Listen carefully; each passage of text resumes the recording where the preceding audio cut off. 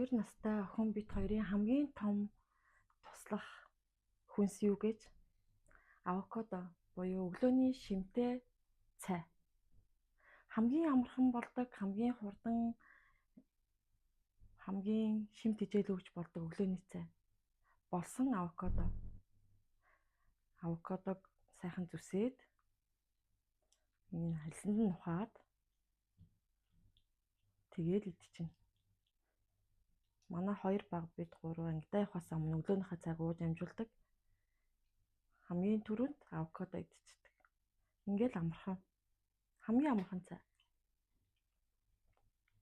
Авокадог авахын тулд ингээд базаад үзнэ.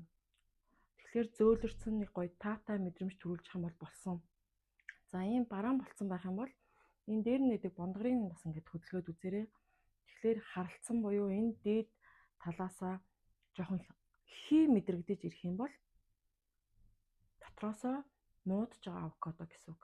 Тэгэхээр хий мэдрэгдэхгүйгээр зүгээр л гоё нэг тааламжтай зөөлхөн баригдах юм бол энэ гоё болцсон. Яг гоё ингээд шууд нухаад идэхэд боломжтой авокадо гэсэн үг шүү. Ханаа төрөхгүй, янз бүрийн юм идэж явахад гүйлгээд авахгүй, ногоо бас иддэг болоход нь нөлөөлдөг. Хоолны дуршил маш сайн сайжруулдаг, ялангуяа хүүхдүүдэд. Эмэгтэйчүүдэд бол хамгийн хэрэгтэй супер хүнс. Энэ мэтчлэн хүүхдүүдтэй ногоо идүүлэхийг суралцмаар байвал бас өөрөө ногоо идэхийг сурмаар байвал миний жаргалтай